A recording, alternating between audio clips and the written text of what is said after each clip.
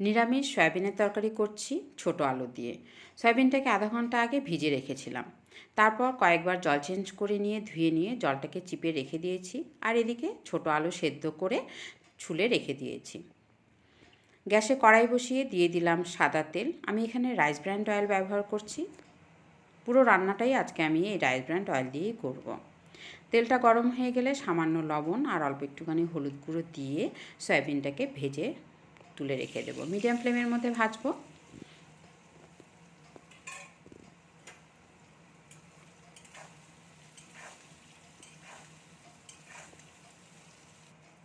তো ব্যাস সয়াবিনটা আমার ভাজা ভাজা হয়ে গেল। এরকম হালকা হালকা করে লাল লাল হয়ে আসবে।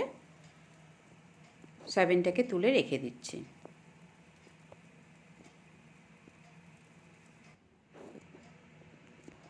ওই কড়াইয়ের মধ্যেই দিয়ে দিলাম আবারও তেল। তেলটা গরম হয়ে গেলে সাদা জিরে, শুকনো লঙ্কা, তেজপাতা আর কয়েকটা গরম মশলা ফোড়নে দিয়ে দিচ্ছি। লঙ্কাটা লাল লাল হয়ে গেলে এর মধ্যে সেদ্ধ করে রাখা ছোট আলুটা দিয়ে দিলাম। আলুটাকে ভাজতে দিয়েছি। তো ওটা ভাজা হতে থাক। এদিকে আমি মিক্সার জারের মধ্যে একটা মশলা রেডি করে নিচ্ছি।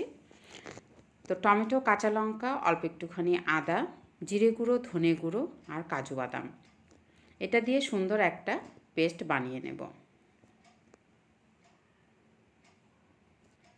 তো পেস্টটা রেডি হয়ে গেল। আর এদিকে আলুটাও আমার ভাজা ভাজা হয়ে যাচ্ছে। এখন এর মধ্যে দিয়ে দিচ্ছি স্বাদ মতো লবণ, হলুদ গুঁড়ো আর লাল লঙ্কার গুঁড়ো।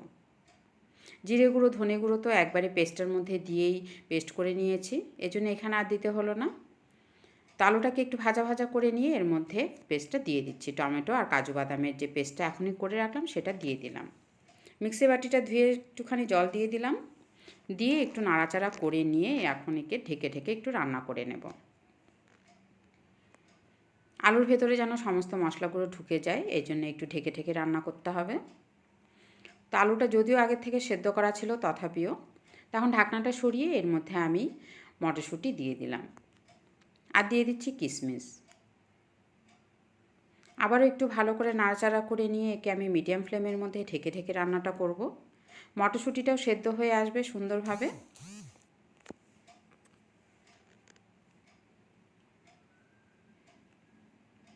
5 থেকে 7 মিনিট এইভাবে করে নিয়ে ঢাকনাটা সরিয়ে এখন মশলাটাকে ভালো করে কষাতে থাকব।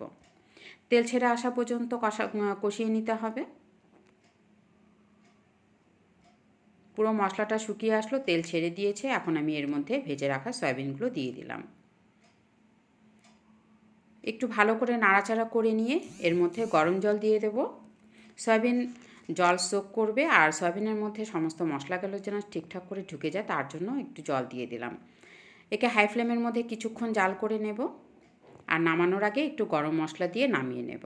তো ব্যাস আমার এইভাবেই রেডি হয়ে যাবে নিরামিষ সয়াবিনের তরকারি। আপনারা বাড়িতে অবশ্যই এইভাবে একবার ট্রাই করে দেখবেন, দারুণ স্বাদ হয় খেতে। তাহলে আজকের জন্য এইটুকুই। সবাই খুব